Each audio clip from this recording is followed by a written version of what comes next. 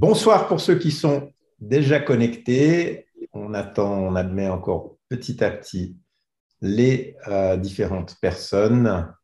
Donc, bonsoir à vous, félicitations d'être là. Avant de démarrer, on va attendre que les participants arrivent petit à petit. Donc, je me réjouis vraiment de démarrer cette période. Est-ce que je peux demander aussi donc aux gens de couper le micro? Il n'y a pas de souci si vous voulez euh, voilà, allumer votre caméra. Il n'y a pas de problème. Si vous préférez ne pas l'allumer, pas de souci. Par contre, je demanderai à chacun volontiers de couper vos micros pour éviter qu'il y ait des sons à l'arrière pendant la présentation. Voilà. Est-ce que donc il y a un chat dans lequel vous pouvez donc je pense que tout le monde connaît déjà un peu Zoom. Il y a un chat en bas où c'est noté discuter. Donc là vous pourrez interagir. Donc ce webinaire se veut interactif. Donc, n'hésitez pas à utiliser, voilà, si vous avez des questions en cours.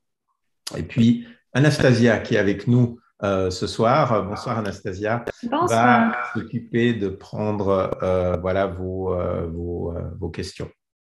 Voilà, je vois qu'on arrive petit à petit, il y a de plus en plus de monde, c'est super. D'abord, juste dans le chat, est-ce que tout le monde euh, m'entend bien, me voit bien?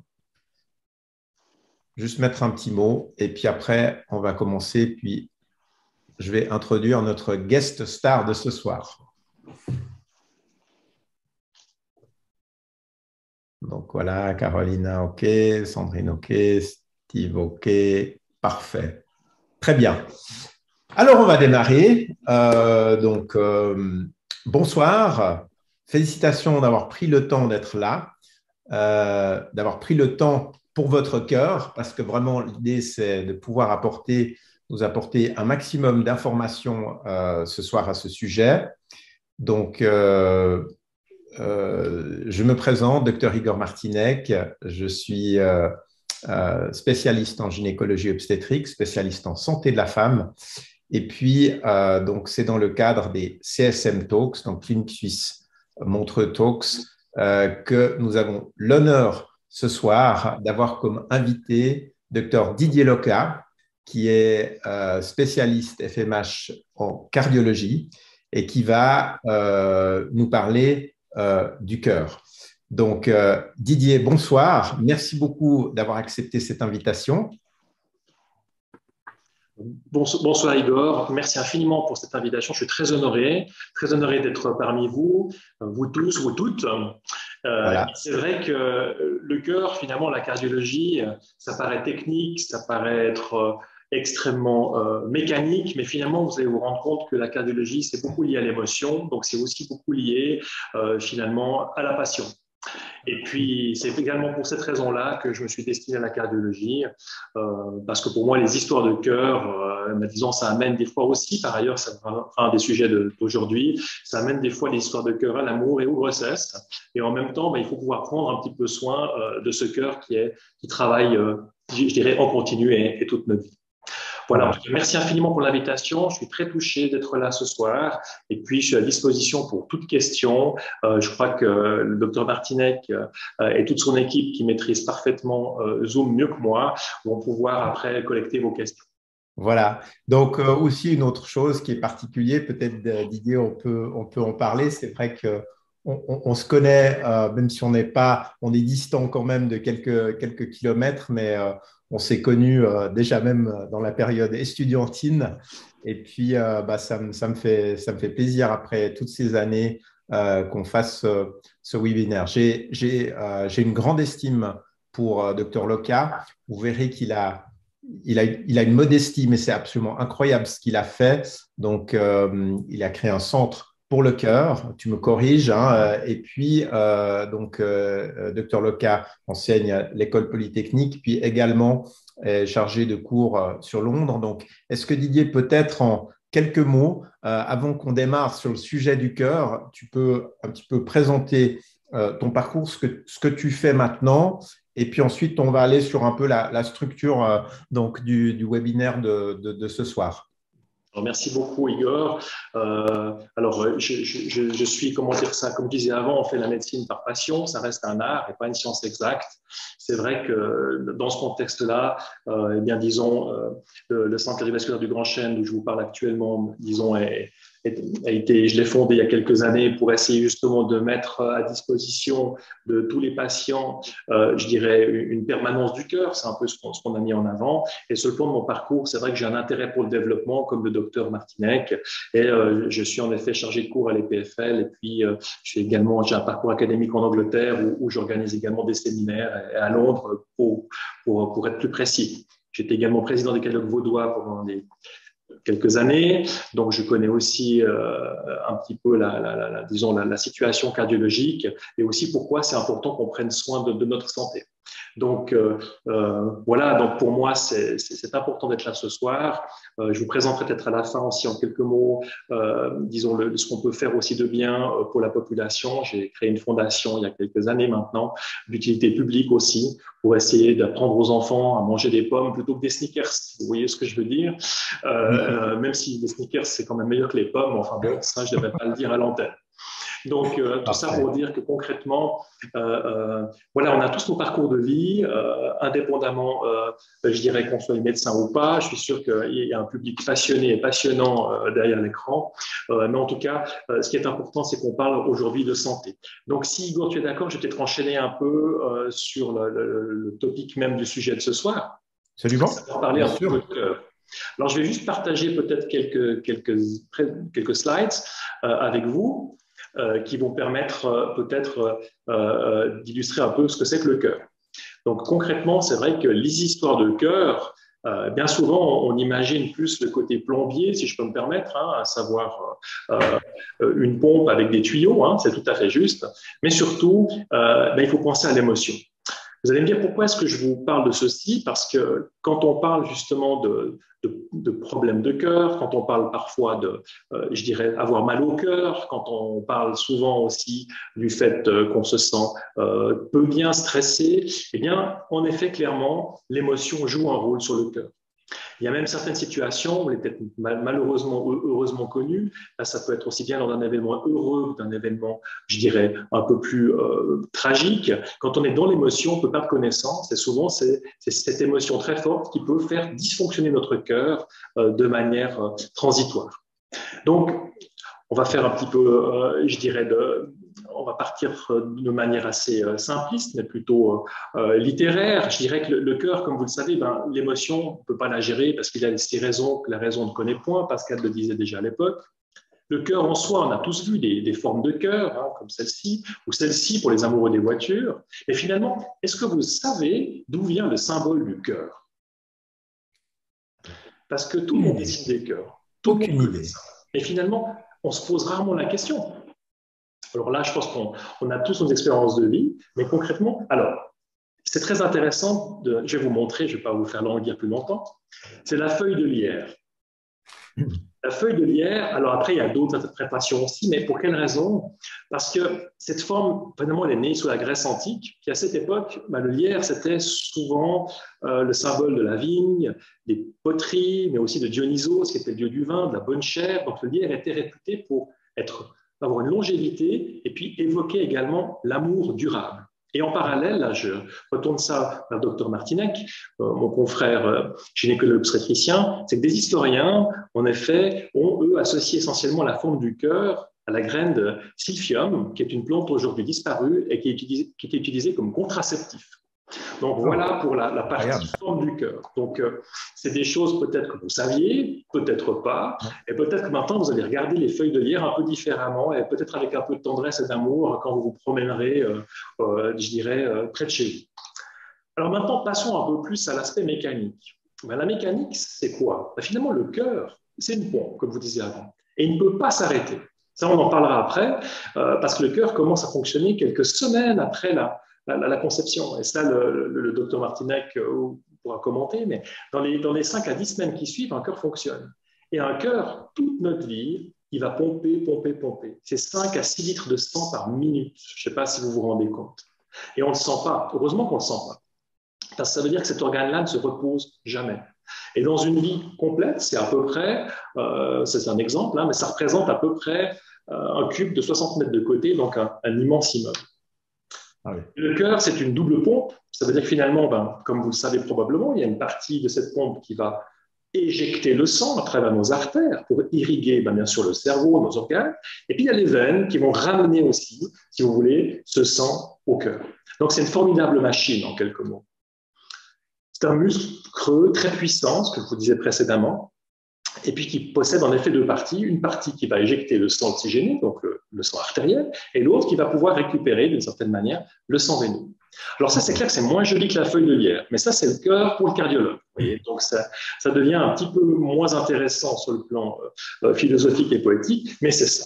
Alors, je ne sais pas si vous voyez ma souris, mais concrètement, ce muscle dont on parle, c'est ceci. Puis ce muscle, pour fonctionner, passez-moi, disons, l'expression, mais c'est un petit peu comme votre voiture, hein, si vous avez une voiture encore à essence. Ce muscle, pour fonctionner, il y a des petits tuyaux qu'on appelle les coronaires et qui sont des tuyaux d'essence. Et puis, il y a des valves qui sont des soupapes. En deux mots, ce n'est pas plus compliqué que ça. C'est aussi une des raisons pour lesquelles j'ai choisi la cardiologie. C'est nettement moins complexe que la discipline du docteur Martinac. Alors, concrètement, je vais vous montrer aussi un petit film. Comme ça, vous pouvez voir un petit peu à quoi ressemble ce cœur. Alors, je l'arrête à ce moment-là. Vous voyez ici le muscle, donc il est à l'intérieur. Ici, c'est ces tuyaux, c'est ces coronaires. Nous, on les appelle de manière très poétique en cardiologie les artères de la vie. C'est l'arbre de la vie. Ça ressemble à un tronc, des branches et des rameaux.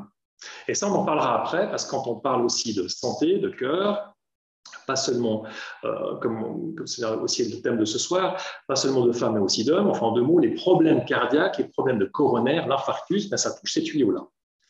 Maintenant, juste pour votre information, parce qu'on ne va pas vous interroger à la fin en vous demandant de nous redessiner un cœur en version cardiologique, mais vous voyez ici, il y a des petites valves qui s'ouvrent et qui se ferment.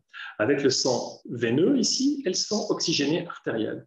Et finalement, il ne fait que ça, ce cœur. Tout le long, il va pomper, les valves vont s'ouvrir, se fermer, pomper, s'ouvrir, se fermer, et ceci avant même la naissance.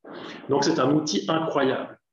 Et c'est aussi pour ça qu'on doit justement en prendre soin, et puis essayer d'être au plus proche de ce qu'on peut faire pour améliorer notre devenir. Comme vous le savez, on ne peut pas gagner en philosophie et en jeunesse, hein. Ça veut dire que concrètement parlant, on ne peut pas aller contre le vieillissement, mais on peut le freiner. Alors, je vais juste vous montrer quelque chose à cette fois de moins sympathique, c'est finalement pourquoi est-ce qu'on parle du cœur, pourquoi est-ce qu'on parle aussi des femmes, pourquoi est-ce qu'on parle de manière générale dans le monde de la mortalité cardiovasculaire. Parce que malheureusement, la mortalité liée aux problèmes du cœur, quand on parle de cœur, on parle d'infarctus, mais on parle aussi d'accident vasculaire cérébral, parce que c'est des tuyaux qui finalement également dépendent du cœur, on va dire ça ainsi, eh bien, c'est la première cause de mortalité dans le monde. La première. Alors qu'on pense souvent au cancer, on pense souvent à d'autres types de pathologies. Alors pour les cancers, c'est vrai que là, je ne vais pas rentrer dans les détails, ça dépend lesquels, mais grosso modo, c'est vraiment un problème de santé publique. Après, la santé du cœur des femmes, oui, c'est une urgence. Alors, la Fédération française de cardiologie s'est alertée il y a quelques années en se disant, mais finalement, si on regarde ce qui se passe dans le monde, eh bien, il y a de plus en plus de femmes qui commencent à avoir des problèmes de cœur. Pourquoi j'ai mis cette slide, et vous prenez ça vraiment sur le ton de la plaisanterie? Parce que les signes ne sont pas les mêmes. Souvent, un homme a des douleurs dans la poitrine. Classique, on voit ça partout, ça serre, ça brûle, ça éraille dans la mâchoire. Chez les dames, souvent, ça peut être aussi simplement de la fatigue, ça peut être des palpitations, ça peut être de la peine à souffler. Les signes ne sont pas les mêmes. Tout ceci pour vous amener au fait qu'on a... Pourquoi est-ce qu'il y a cette différence? Ça m'interpelle. Pourquoi est-ce qu'il y a une différence? Alors, c'est très, très compliqué.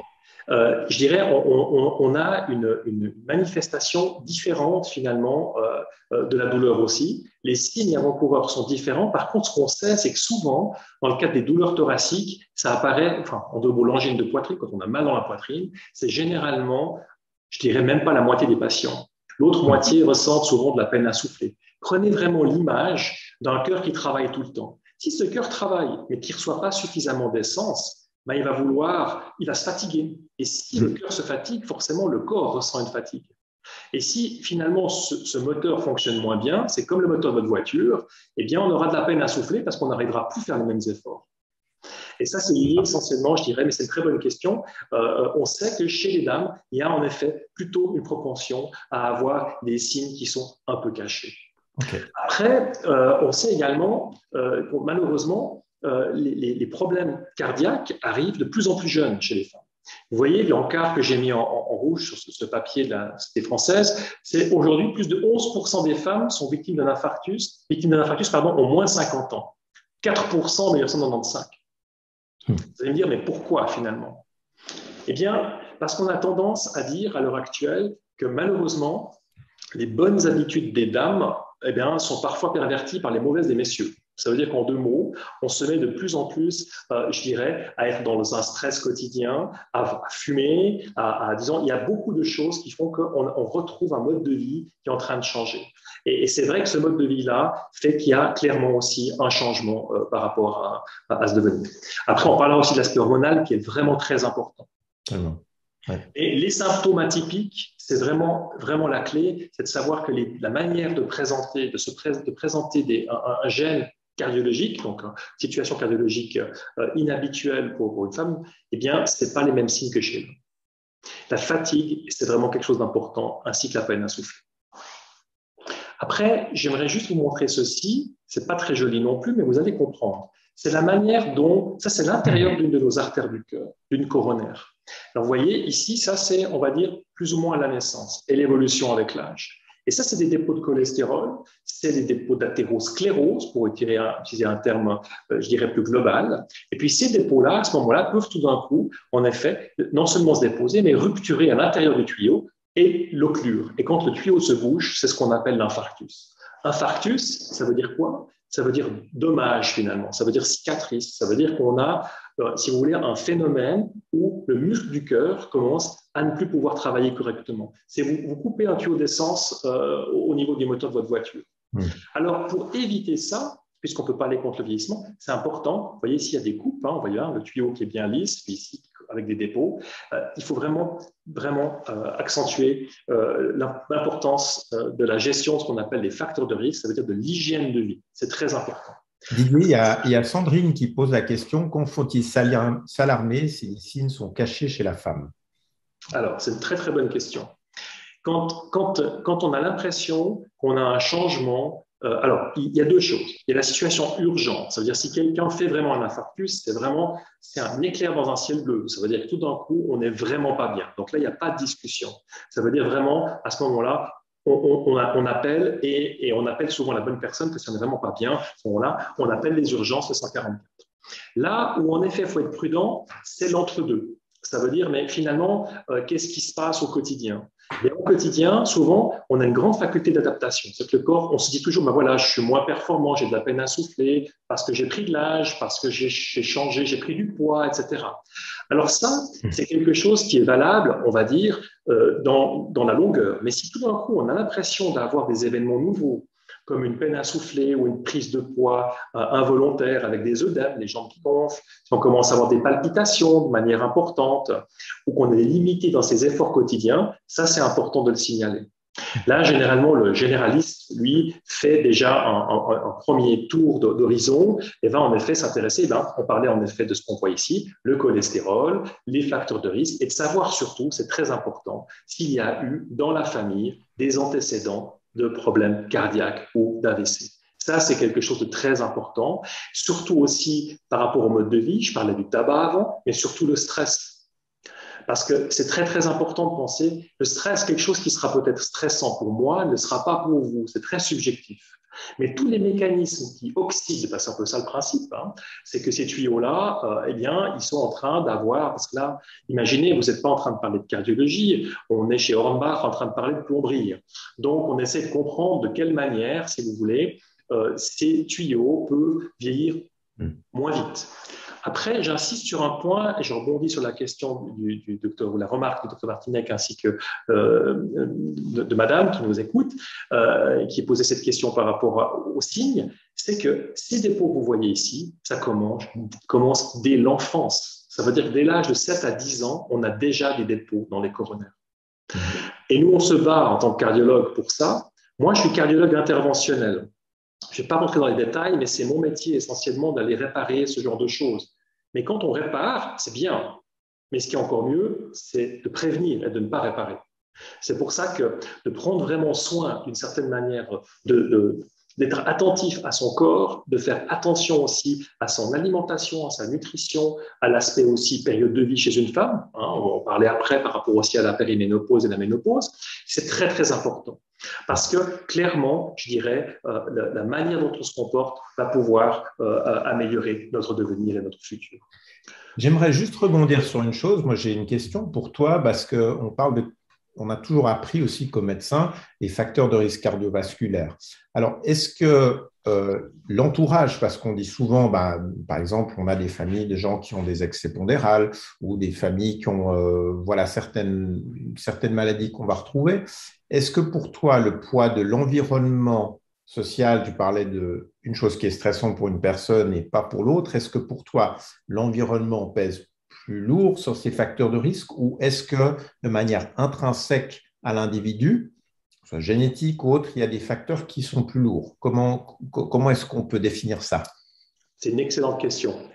En pratique, il n'y a pas de vraie réponse. Ce qu'il faut savoir, c'est que la génétique, on ne peut pas la modifier d'une certaine manière. Donc, quand on sait qu'il y a eu un événement dans une famille, il faut être beaucoup plus attentif. Ça veut dire qu'on va surveiller, par exemple, le cholestérol de manière différente.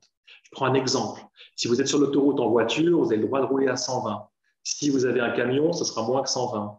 Si on a l'impression que le parcours médical est chargé et qu'il y a en effet des facteurs de risque modifiables, on va vouloir abaisser encore plus ces valeurs. Idem pour l'hypertension. Après, on en parlera après. Je vous ai mis une petite slide qui résume un peu les facteurs de risque qu'on peut modifier et ceux qu'on ne peut pas modifier. C'est surtout ça qu'il faut bien mettre en avant. Alors, les facteurs modifiables, c'est évidemment le comportement par rapport au stress. Hein. Ça, c'est sûr qu'on peut le modifier. Ce n'est pas toujours facile, mais c'est modifiable. Le cholestérol, on peut travailler dessus. Le poids, on peut travailler dessus. L'hypertension, on peut travailler dessus. Le tabac, on peut en effet ne pas fumer. Après, il n'y a pas que le tabac en soi. Il y a aussi tout ce qu'on respire. Hein. Il y a aussi l'aspect professionnel. Il ne faut pas oublier ça. Par exemple, les gens qui travaillent dans des carrosseries ou des personnes qui sont exposées à beaucoup de solvants ont potentiellement aussi des soucis qui vont amener à des dépôts de ce type-là.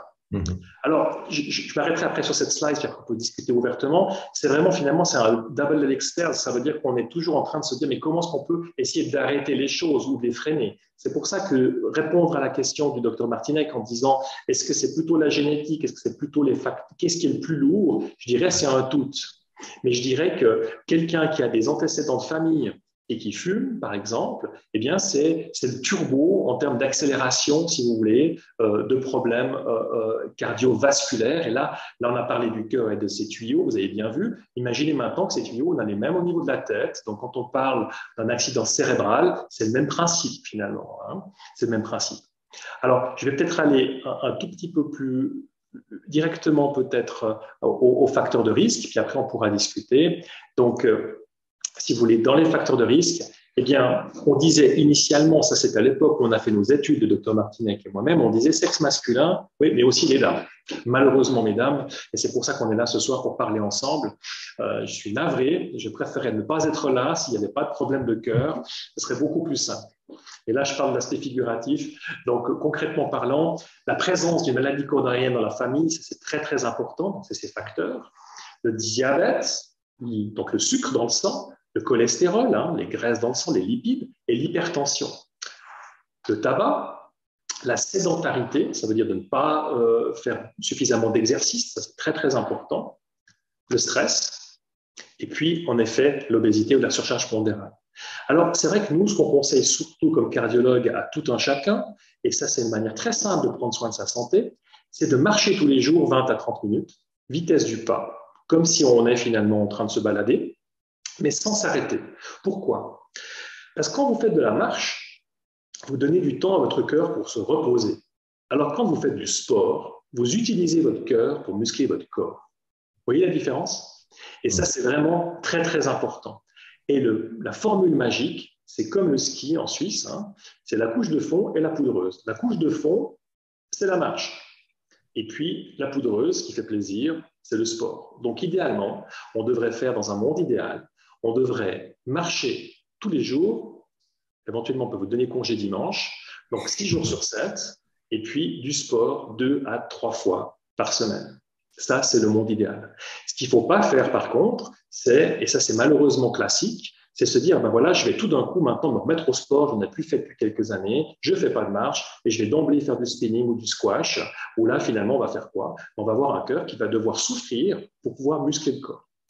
Et ça, c'est vraiment… Et maintenant qu'on en parle, je suis sûr que ça vous paraît limpide et clair. Mais souvent, on n'y pense pas. Parce que quand on va dans un fitness, on voit cardiovasculaire, on voit des gens qui ont des physiques intéressants, musclés et autres, et on se dit, mais finalement, on va faire la même chose. Et c'est très bien, mais ça veut dire qu'il faut le faire en deuxième partie et pas en première partie.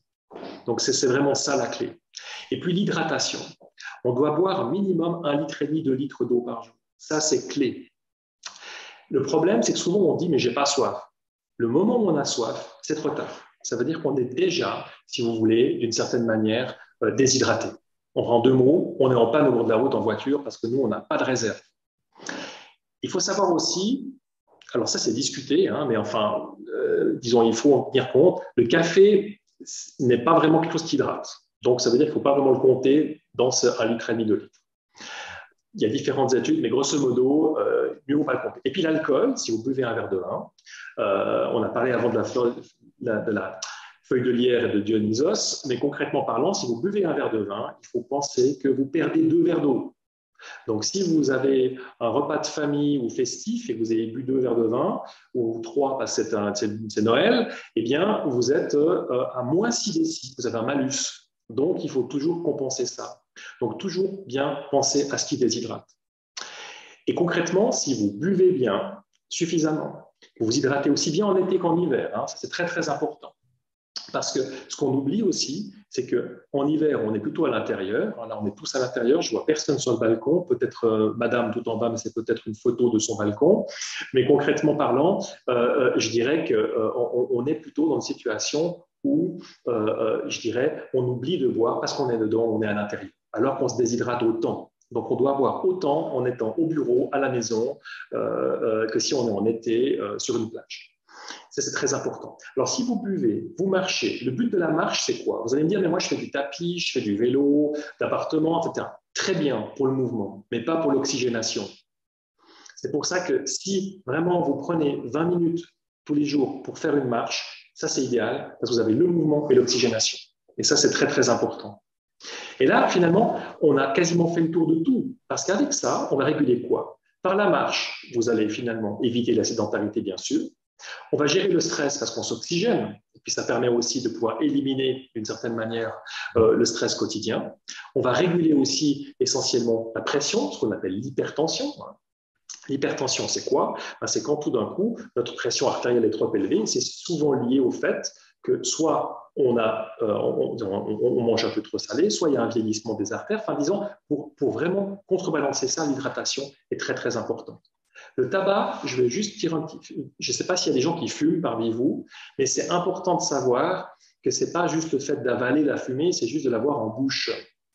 Parce que ça passe à travers les muqueuses et c'est rien que ça a un effet oxydant qui peut amener, si vous voulez, d'une certaine manière, une prolifération de ces dépôts et de ces plaques dans les artères du cœur. Nous avons juste… Oui.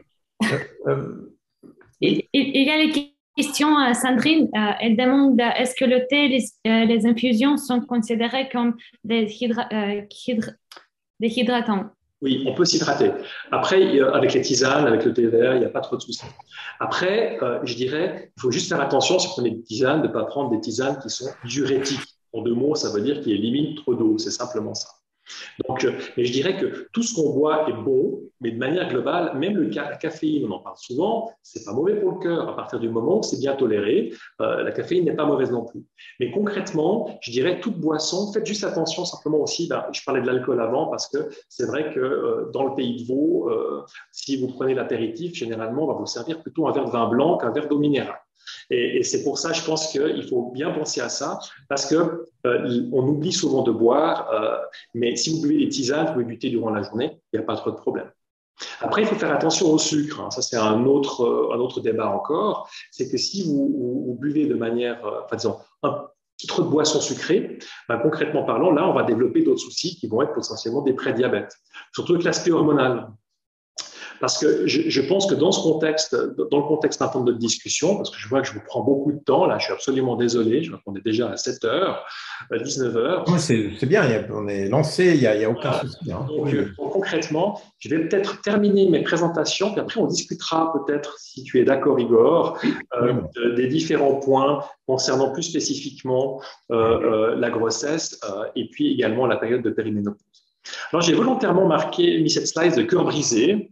Vous allez me dire, mais pourquoi? Alors, je vous disais avant que la cardiologie, disons, était quelque chose qui était, disons, il fallait bien tenir compte de l'émotion aussi. Eh bien, c'est ça. C'est quand on a vraiment trop d'émotions, quand on est dans une situation finalement où il y a un stress trop important, le cœur, au sens propre du terme, peut dysfonctionner de manière transitoire. Donc, c'est très important, mesdames, messieurs qui êtes là, c'est vraiment de penser vraiment à votre bien-être. Et ça, c'est clé. L'effet antioxydant, la marche, et pouvoir aussi se relaxer d'une manière ou d'une autre, parce que ça, clairement, ça a une influence sur notre longévité et sur la manière dont ce cœur qui fonctionne tout le temps va pouvoir aussi se relaxer. Alors, je vais juste... Voilà, donc cœur brisé. Alors, bon, maintenant, qu'est-ce qu'on fait finalement? Quand vous posiez la question avant, mais quand est-ce qu'on doit s'inquiéter ou pas? Eh bien, la prochaine étape, c'est quand on s'inquiète et qu'il y a une raison de s'inquiéter ou quand le médecin veut aller plus loin, eh bien, on doit faire des examens d'imagerie. C'est-à-dire qu'il faut voir le cœur. Et ça veut dire qu'à ce moment-là, on va faire des ultrasons, comme le docteur Martinec fait dans son activité. Vous avez été traité chez des cardiologues, hein, par ailleurs. Mais c'est vrai que là, à ce moment-là, on va aller regarder comment fonctionne le cœur. On a différents outils.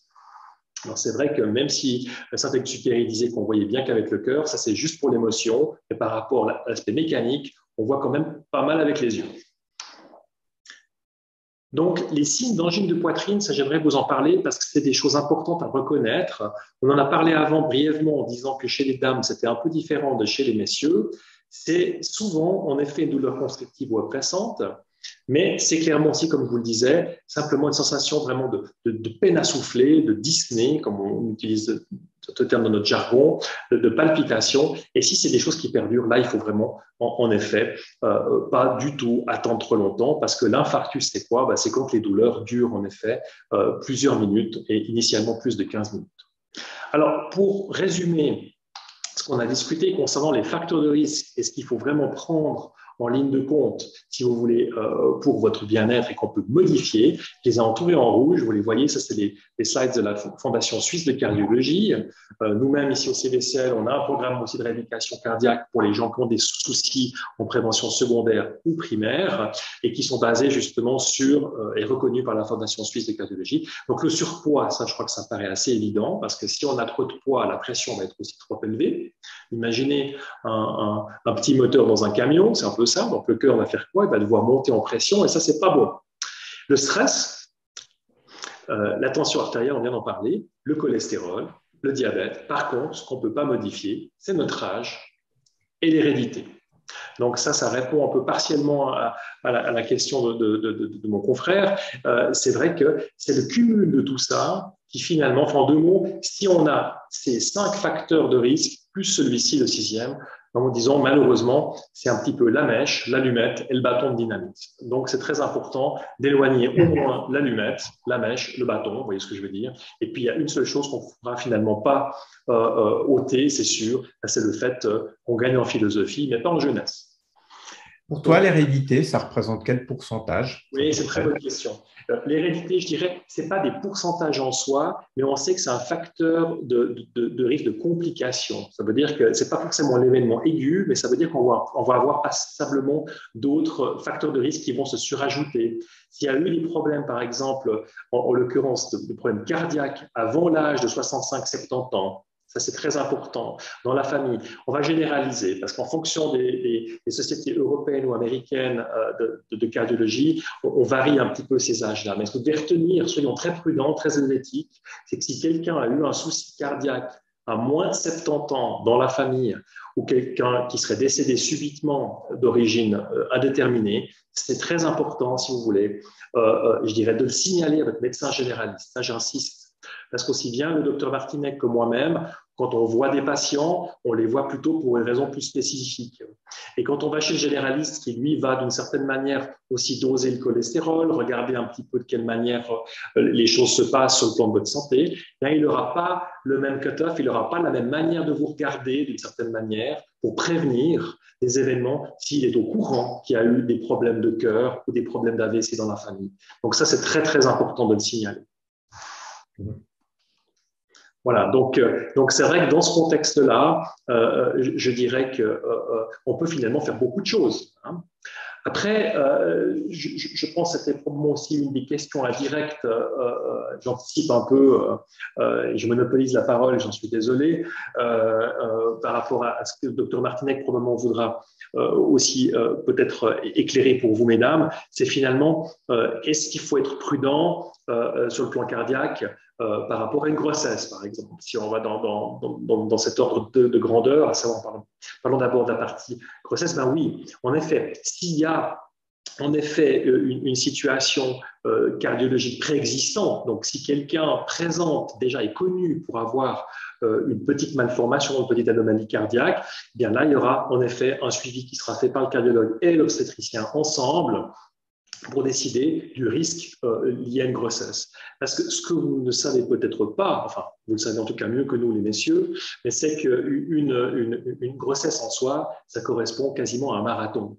Donc, c'est un marathon pendant 9 mois, en continu, avec un cœur qui est tout le temps en train de travailler. Donc, ça veut dire que dans ce contexte-là, c'est très important, je dirais, d'être vraiment au clair et de pouvoir, d'une certaine manière, définir si à la base, il y a des facteurs qui font qu'on devrait faire un bilan cardiologique avant une grossesse. Et puis, c'est vrai que quand il y a en effet pendant la première partie de la grossesse, lorsque le cœur, si vous voulez, fœtal commence, enfin, quand le cœur fonctionne, il fonctionne que partiellement parce qu'il est assisté aussi par celui de la mère. Donc, c'est pour ça qu'il y a clairement un besoin aussi d'être certain d'avoir, disons, une grossesse qui se déroule tout à fait correctement. Nous, comme cardiologues, on est souvent appelés par nos confrères gynécologues obstétriciens quand on entend des souffles. C'est quoi un souffle? C'est quand on pose le stéthoscope, tout d'un coup, on entend que le cœur, disons, c'est comme si vous avez un robinet que vous ouvrez et vous fermez. Il peut y avoir des bruits un peu différents. C'est souvent lié simplement au fait que ce cœur va travailler plus pour une personne, mais pour plusieurs, enfin pour deux, ça dépend. Donc tout ça pour dire que s'il y a clairement ce genre de situation, là parfois, si ça paraît anormal, on fait des ultrasons pour s'assurer qu'il n'y a aucun souci. Dans le contexte aussi, je dirais, en effet, des antécédents familiaux, c'est vrai que, rappelez-vous, ce cœur pompe 5 à 6 litres de sang par minute de manière habituelle, et puis il va pomper encore plus lorsqu'il y a une situation de grossesse. Donc là, s'il y a des antécédents de famille, on sera en effet beaucoup plus prudent entre le confrère gynécologue obstétricien, le cardiologue et le généraliste. Je ne sais pas si vous avez des questions jusque-là. Anastasia?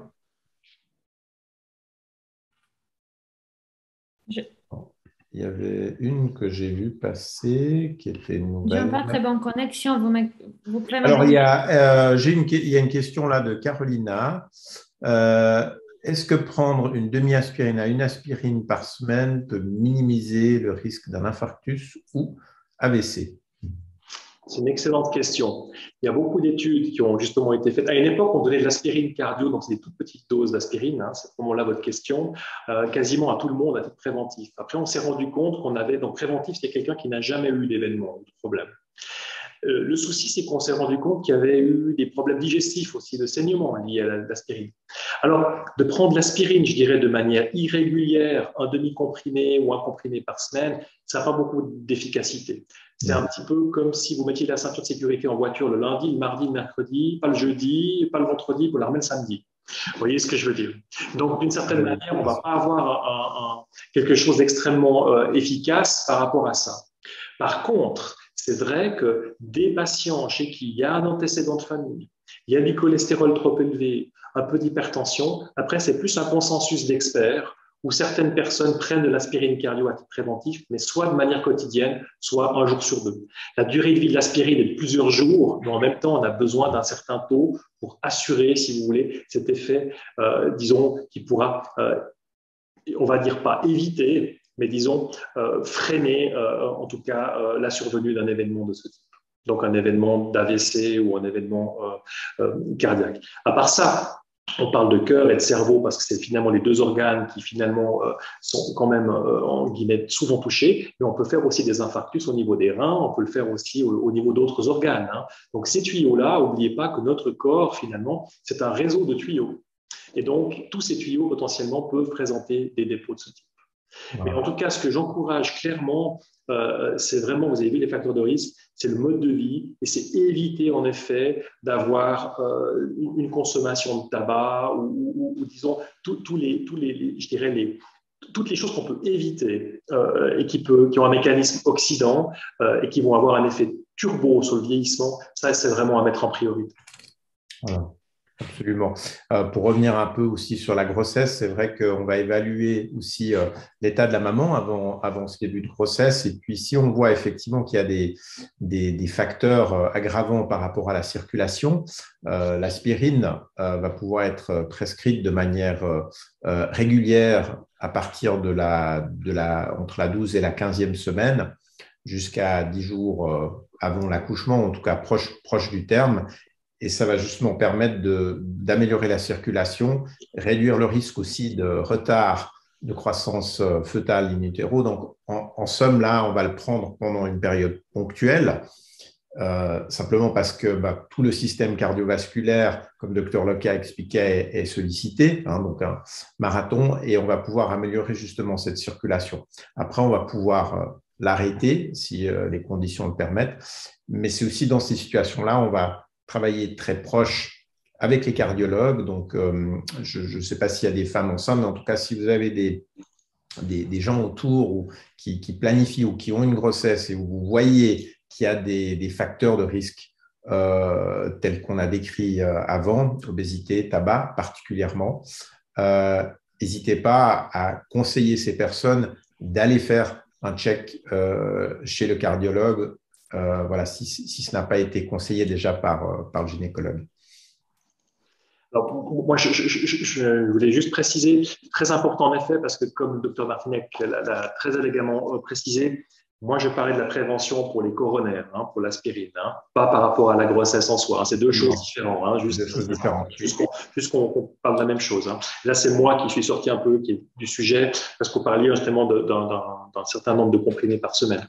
Mais c'est vrai que en pratique, en deux mots, l'aspirine est un super médicament, mais comme tout médicament, il faut toujours être prudent par rapport aux effets secondaires. Ça, c'est sûr. Après, sur le plan, je dirais aussi de la périménopause, de la ménopause, je ne sais pas si le Dr Martinec voulait parler un peu en détail de ceci, parce que sur le plan cardiologique, pour nous, c'est clairement une période importante, parce que c'est vrai que malheureusement, c'est là où on redevient égaux, dans le mauvais sens du terme, entre hommes et femmes. Et malheureusement, ça veut dire que sur le plan hormonal, la protection qui est donnée aux dames, disons, est en train de disparaître et il va y avoir même une augmentation du risque d'avoir un événement cardiaque, cardiovasculaire. Après, finalement, qu'est-ce qu'on peut faire contre ça? Alors, il y a tout un aspect, en effet, qui est par mon domaine, monsieur le Dr Martinec, qui permet en effet de pouvoir, je dirais, aller sur le plan de la prise en charge, je dirais, de la femme au sens large par rapport à cette période. Mais en même temps, sur le plan cardiovasculaire, c'est simplement de mettre en pratique ce qu'on a discuté avant et puis de faire attention à ces facteurs de risque. Ça, c'est vraiment très, très important. Absolument. Je pense un des messages clés, hein, s'il faut retenir, après on va revenir sur l'élément, c'est le lifestyle. Parce qu'on a beaucoup encore le raisonnement de se dire qu'est-ce que je peux faire, quel médicament, quel comprimé. Tu parlais très justement, Didier, des différentes préventions et peut-être juste pour expliquer, on a ce qu'on appelle la prévention primaire où on va faire une prévention avant qu'une maladie apparaisse, une prévention secondaire où il y a déjà quelque chose qui apparaît et le tertiaire, c'est déjà beaucoup plus important, c'est où Didier, tu vas déboucher les coronaires et le reste. Donc, le meilleur moyen, c'est effectivement le lifestyle. Alors, c'est vrai qu'au moment de la ménopause, au périménopause, il y a tous ces changements d'hormones qui interviennent. Et puis, comme le Dr Loka l'a très justement dit, donc les femmes ont la protection par les œstrogènes. Vous avez certainement déjà entendu du bon et du mauvais cholestérol. Donc, cholestérol en soi, ce n'est pas quelque chose qui va être, dire mon Dieu, il y a du cholestérol. Le cholestérol, eh bien, il a aussi un rôle important dans la genèse des hormones stéroïdiennes, donc les hormones tels que l'œstrogène, testostérone, ces éléments-là. Et puis, le bon cholestérol, c'est quelque chose qui va permettre de réduire la partie qu'on dit mauvaise et puis qui crée justement ces plaques que le docteur Loca avait montrées en début de substitution, en début de présentation. Donc, effectivement, donc dans la prévention, l'importance va être de pouvoir arriver assez tôt quand il y a des symptômes, déjà de faire quelques contrôles vers la fin de la quarantaine, voir où on en est, surtout voir est-ce qu'il y a un des meilleurs éléments pour voir si on est en train d'entrer en ménopause ou s'il y a une réduction des hormones, c'est l'apparition de l'irrégularité des cycles. Donc, du moment où les cycles se prolongent entre eux, où les règles sont plus petites. Ensuite, ça, c'est généralement le premier signe. Ensuite, il y a l'apparition de bouffées de chaleur, ou simplement la nuit, on dort moins bien, où il y a des problèmes de concentration. C'est important d'aller faire un check.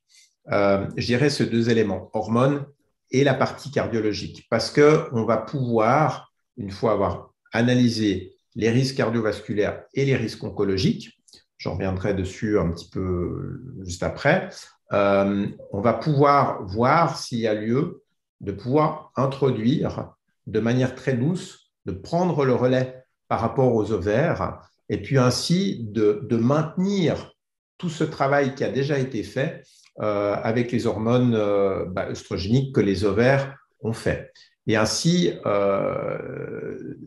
Didier, je pense que tu as aussi des tables pour ça. Si on a une introduction qui est assez tôt au niveau de la substitution hormonale et une substitution hormonale satisfaisante, il y a des différences dans les courbes par rapport aux facteurs de risque cardiovasculaire. Je ne sais pas si tu peux en dire quelques mots là-dessus. Je dirais que clairement, disons, l'aspect hormonal est protecteur, comme on le sait. On sait aussi que les problèmes essentiellement cardiovasculaires chez la femme se développent souvent dans les 7 à 10 ans plus tard chez l'homme. Ça, c'était initialement pour l'aspect chronique. Je vous ai parlé aussi des femmes plus jeunes qui présentaient des problèmes. Donc, c'est vrai que clairement, on a un avantage. Après, il faut toujours contrebalancer, disons, et ça, le docteur Martinec est mieux placé que moi comme gynécologue obstétricien, c'est finalement le risque-bénéfice de l'hormonothérapie. C'est ça, absolument. Alors, moi, en tant que cardiologue, c'est sûr que il faut pas que je dois pas, ça c'est l'erreur en médecine, c'est qu'on ne doit pas regarder la santé de quelqu'un à travers le trou d'une serrure. C'est-à-dire que moi, comme cardiologue, je vais regarder que le cœur en disant ça va être super bon pour le cœur, puis je vais avoir d'autres problèmes ailleurs. Donc, c'est pour ça, je pense que c'est très important la discussion qu'on a ce soir. D'ailleurs, je remercie vraiment le Dr Martinec parce que c'est vraiment pionnier ce qu'il est en train de faire, je vais pas mal le dire, parce que la cardio-gynécologie, c'est pas quelque chose qu'on fait tous les jours. Et en pratique, c'est vrai qu'on parle finalement d'un sujet global qui nous touche tous et toutes. Et c'est vrai que, ma foi, avec des années parfois de décalage, il y a certaines thérapies, en effet, comme l'hormonothérapie, qui peut être une béquille et qui permet d'améliorer les choses.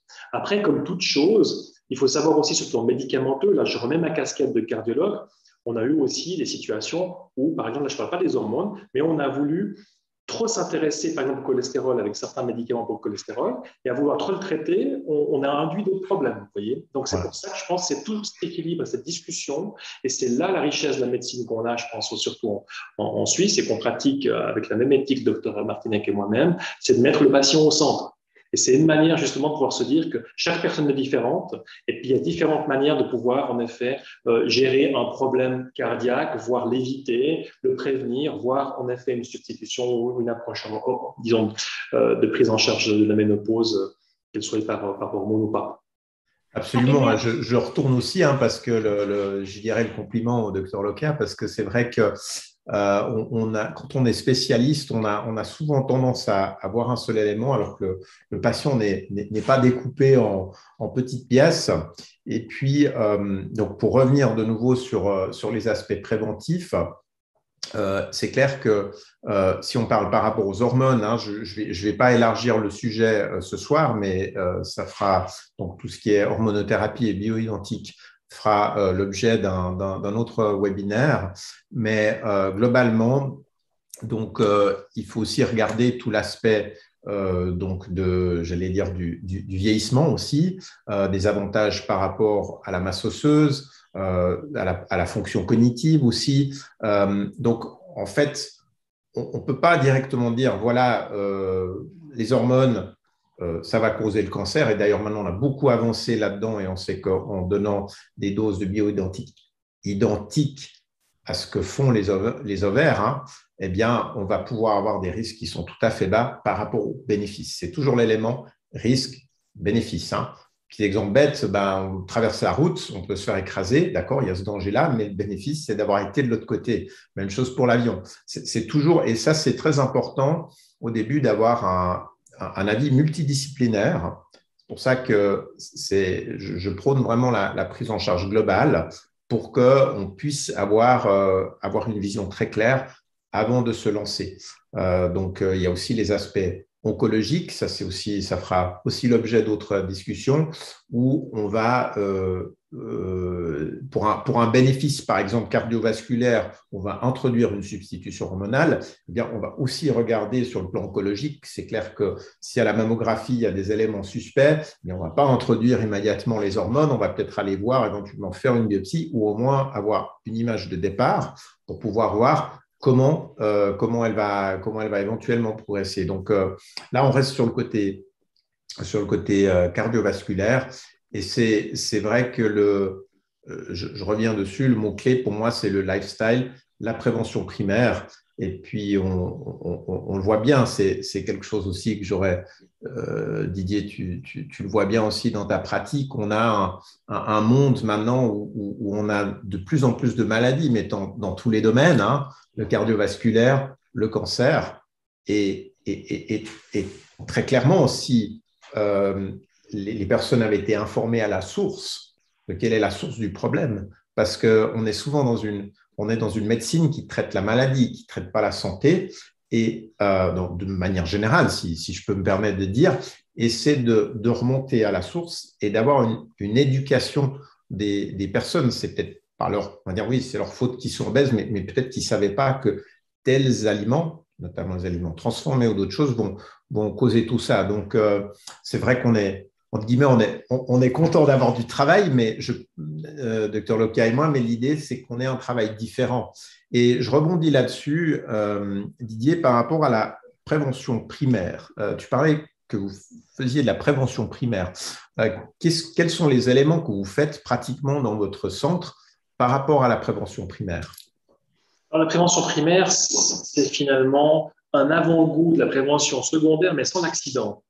C'est-à-dire que d'une certaine manière, et il faut se dire, c'est finalement mettre en œuvre, comment dire ça, enfin, stimuler les personnes à avoir une activité physique, à pouvoir avoir aussi, disons, accès à des diététiciens, nutritionnistes. Et c'est ce qu'on fait aussi, justement, pour des patients qui sont vraiment à risque et qui n'arrivent pas non plus à aller de l'avant. Ça veut dire qu'ils font une rééducation cardiaque, mais qui est une éducation cardiaque, si vous me suivez. Donc, je vais ça va exactement dans ce que disait le docteur Martinec avant. Ça veut dire qu'il faut enseigner aux gens. Alors, c'est sûr que c'est ennuyeux quand on reçoit une liste par la poste, on vous dit vous devez aller marcher tous les jours, de faire ci et ça et ça. Et finalement, des fois, c'est difficile de le faire. Alors ça, c'est clair qu'on le fait aussi dans le contexte aussi, en effet, de notre programme d'éducation cardiaque, avec en effet des maîtres de sport, des physios, nutritionnistes, des diététiciens et aussi psychologues et psychiatres. Parce que là, le stress en soi fait partie aussi, disons, la gestion du stress, parce que là, on est devant des écrans. C'est très sympathique de se voir tous en version flat screen, mais concrètement parlant, le contact humain, il n'est pas là. Donc, ça veut dire que le stress, on est tous devant nos écrans, on est tous devant nos emails, nos téléphones. Je vois Anastasia qui coordonne tout ça et qui transpire probablement en ayant peur que ça ne se passe pas bien, alors que ça se passe très bien. Donc pour dire, le stress en soi, c'est vraiment très, très important, je pense, de le prendre en charge. Donc, on fait. Et puis aussi, dans ce contexte-là, j'ai créé une fondation, justement, d'utilité publique. qui justement va enseigner, si vous voulez, en faisant des ateliers et aussi en s'occupant, je vous mets ici l'écran, je vais jeter un coup d'œil, pour lequel on fait en effet de la prévention pour le public en général, pour maintenant les prochaines étapes, c'est les écoles, en même temps qu'on soutient un peu la recherche et puis l'innovation dans certains domaines. Donc je pense que la prévention primaire, la manière, si vous voulez, de se dire, ben, prenons soin de ce cadeau magnifique qui est notre corps, mais attendons pas qu'il y ait un accident pour le faire. Et ça, je pense, c'est vraiment la clé.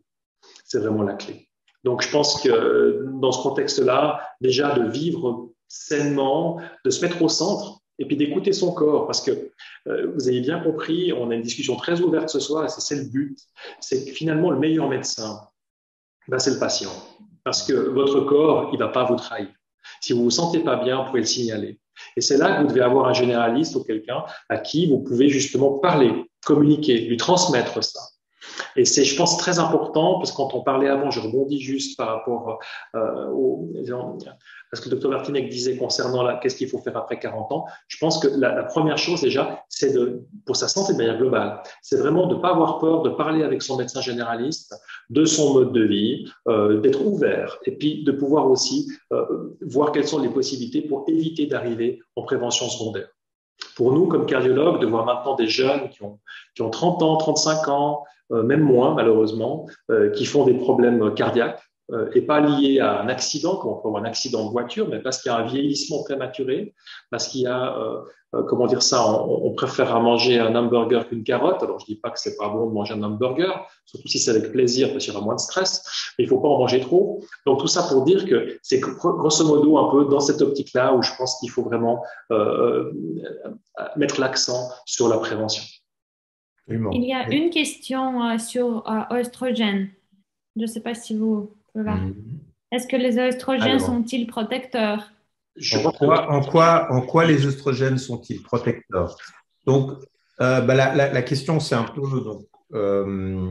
ce que j'ai expliqué avant, c'est-à-dire que l'œstrogène lui-même, il va stimuler déjà, il va augmenter la circulation sanguine. Hein, donc, on voit bien avant la ménopause, souvent, on a la peau plus rose, il y a plus de circulation sanguine, donc ça va permettre un flux sanguin qui est augmenté. Il y aura aussi une action sur la partie du cholestérol, donc ce bon cholestérol qui est un petit peu comme une éponge. Donc, dans le détail chimique, c'est des récepteurs hormonaux qui sont présents et puis qui finalement font des actions qui vont prévenir le dépôt de la plaque, hein, comme on a vu en début de présentation, augmenter la circulation sanguine. Et puis, donc, tous ces éléments-là vont finalement permettre que la circulation se fasse sans qu'on ait des plaques d'athérome qui se font et que finalement les organes soient bien perfusés. Surtout les organes donc, qui sont les organes nobles, hein, cerveau et cœur. Donc voilà, ça c'est une des fonctions principales, la raison dont comment les oestrogènes vont aider à protéger. Il y a aussi une question, en tant que cardiologue, comment arrivez-vous à limiter votre stress? Je ne sais pas si vous m'écoutez. Souvent à des zooms comme ce soir. Ça c'est, disons, d'échanger. Et puis c'est vrai que, sans plaisanter, on essaye tous aussi de trouver justement un équilibre. Alors l'équilibre, ça fait partie justement aussi de la manière dont je présentais les choses avant, en parlant aussi, disons, du mouvement, de la marche.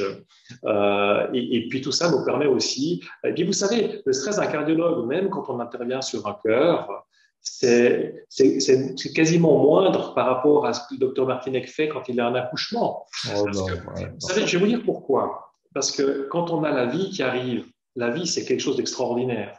Nous, quand on arrive, il vous disait, moi, quand je vais mettre un stent, je le fais, c'est très bien, ça marche. Quand je répare une valve du cœur aussi. Mais par contre, si vous voulez, d'une certaine manière, il ne faut pas oublier que ça, c'est lié au vieillissement, c'est lié à l'âge. Donc, c'est pas nous comment dire ça, c'est la maladie qui a commencé. Tandis que quand il y a une naissance qui arrive, ça, c'est un événement où là, il y a du stress. Je ne pense pas que le docteur Martinec va me dire le contraire. Oui, il y a du stress. Un des éléments, en tout cas pour moi, que j'utilise, c'est vivre le moment présent. Et on est toujours un peu préconditionné par des peurs, des inquiétudes. Et si on regarde dans notre cerveau, il tourne 90% du temps. Moi, je trouve assez intéressant de se dire, on a notre cerveau, on se met à côté, puis on écoute son cerveau. Qu'est-ce qu'il est en train de faire? Et 90% du temps, il est en train de tourner à dire, est-ce que ça va marcher? Est-ce qu'il y aura un problème? Est-ce qu'il y aura un truc? Et en fait, on voit que dans ces éléments-là, sur ces 90%, il n'y a que 5 à 10% des mauvaises choses qu'on voit ou qu'on prévoit. Et je trouve qu'en vivant le moment présent, en voyant les gestes qu'on fait, sans se concentrer sur une projection négative ou peut-être d'une issue défavorable, eh bien, on va être beaucoup plus performant.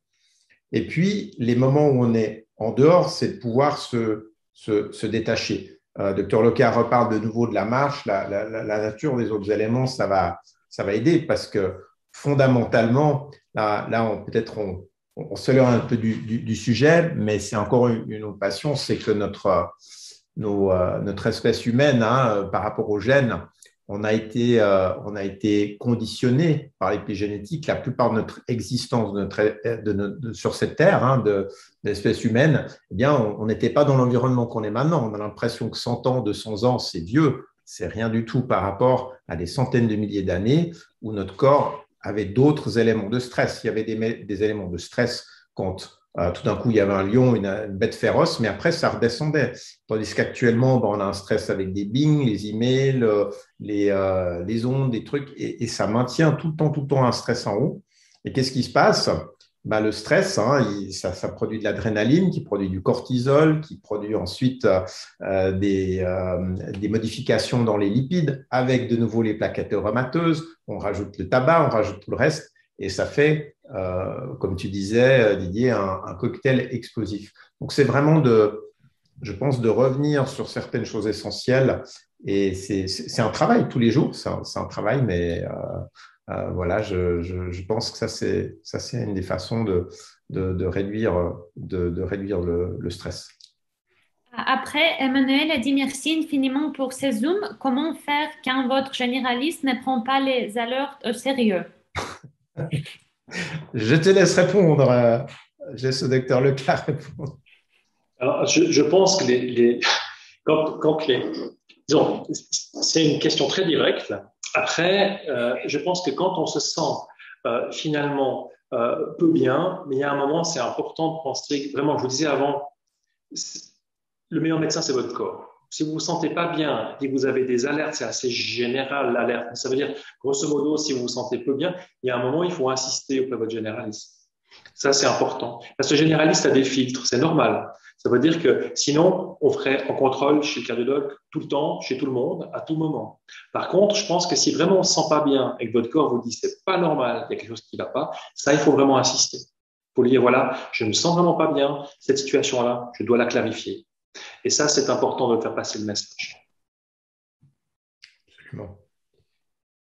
En tout cas, je vois que le temps avance et tout le monde est là. Il n'y a pas eu moins de… Tout le monde est là. Donc, Didier, il y a vraiment un intérêt par rapport à ça. Alors, on va peut-être… je ne sais pas si tu avais encore des choses à dire ou on va arriver gentiment vers la conclusion, mais peut-être profiter de ces moments vraiment pour poser encore les dernières questions. On va peut-être en prendre 4. Et puis ensuite, on va arriver un petit peu au mot de la fin. Est-ce qu'il y a encore des questions? Profitez parce que vraiment là, vous avez, avec Dr Loca, une expertise incroyable. Et puis, je pense que c'est vraiment bien d'en profiter. Ça peut être pour vous ou des autres personnes qui sont dans votre famille. N'hésitez pas. Est-ce que vous mettez juste dans le chat, je ne sais pas si tout le monde sait utiliser le chat, il y a en bas de l'image, à un endroit, c'est marqué « Discuter ». Vous avez juste à appuyer dessus. Ou si vous voulez plus directement intervenir, il y a le micro qui est à droite en bas, puis vous pouvez aussi intervenir en direct. Alors, il y en a un. Est-ce que l'envie de vomir après manger est un symptôme? Alors ça, c'est une très bonne question. Alors non, ce n'est pas un symptôme en soi, mais c'est vrai, ça on n'en a pas parlé, parce que c'est vrai que c'est difficile de faire trop de la cardiologie en l'espace d'une heure. Mais c'est vrai que souvent, on a parlé, enfin, je vous ai décrit les signes de l'angine de poitrine. Enfin, en deux mots, l'angine de poitrine, c'est ce vieux terme qu'utilisaient les anciens pour dire on a de l'angine, ça serre à la gorge, mais ça vient de la poitrine. Ça voulait dire que le cœur souffrait. Donc, enfin, deux mots, les oppressions. Si on commence à avoir des douleurs, par contre, au niveau de l'estomac, systématiquement après les repas, à caractère oppressif, on met de côté l'aspect digestif. Hein, si ça devient vraiment quelque chose d'oppressant, comme un point, vraiment, au niveau digestif, ça peut être un signe, en effet, d'angine de poitrine. Mais ce n'est pas quelque chose qui serait soulagé en buvant un peu d'eau ou en mangeant. C'est quelque chose qui s'installerait quasi systématiquement et qui pourrait, en effet, même augmenter à l'effort.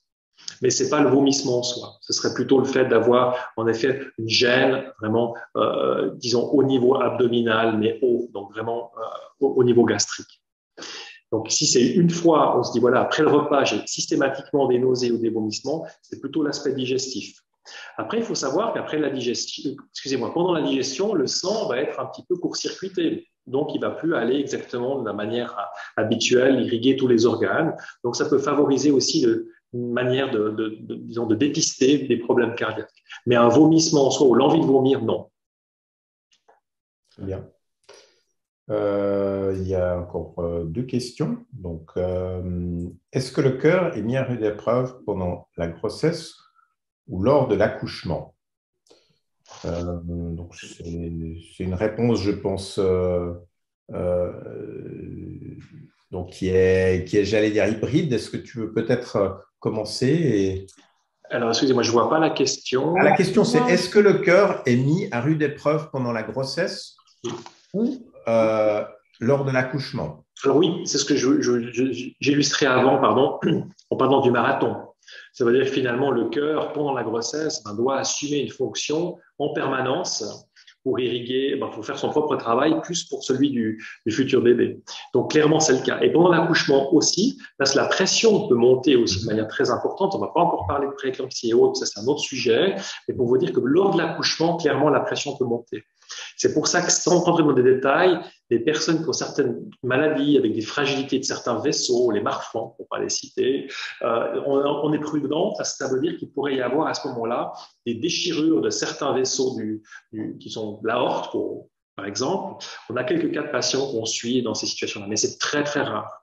Donc, ça veut dire que le cœur, vraiment, oui, est mis, si vous voulez, en l'occurrence, fortement à contribution. C'est un peu comme on a le marathon toute la grossesse et il y a le sprint à la fin.